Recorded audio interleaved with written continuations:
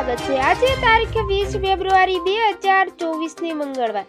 જોઈએ ડુંગળીના નિકાસની છૂટ બાદ ડુંગળીના તમામ માર્કેટ યાર્ડના તાજા બજાર ભાવ। તે પહેલા ચેનલમાં નવા હો તો ચેનલને સબસ્ક્રાઇબ કરી લેજો।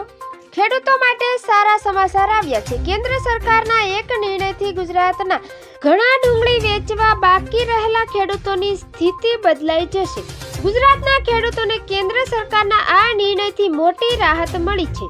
હાલ સરકારે લીધેલા નિર્ણય અનુસાર 3 લાખ મેટ્રિક ટન સુધી ડુંગળીની નિકાસ કરી શકશે। ગૃહમંત્રી અમિત શાહ મનસુખભાઈ માંડવિયાની હાજરીમાં મળેલી બેઠકમાં આ નિર્ણય લીધો છે।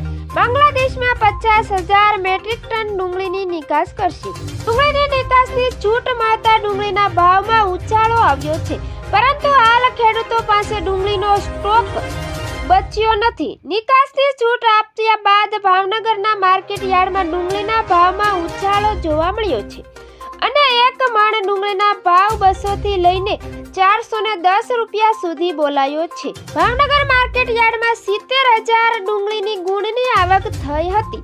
તો મિત્રો જોઈએ ડુંગળીની નિકાસની છૂટ બાદ ડુંગળીના તમામ માર્કેટ યાર્ડના તાજા બજાર ભાવ।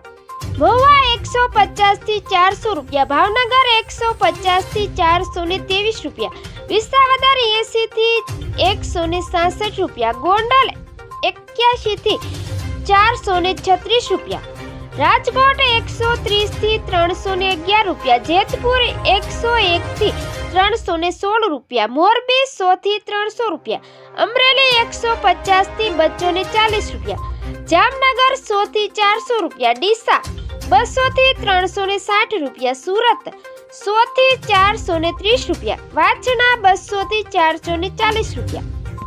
સફેદ ડુંગળીના ભાવ જોઈએ તો ભાવનગર 230 થી 281 રૂપિયા, મહુવા 200 થી 365 રૂપિયા, ગોંડલ 206 થી 286 રૂપિયા। તો મિત્રો ફરી મળીશું નવી અપડેટમાં। જોતા રહેજો ખેડૂત ઉત્સવ ચેનલ।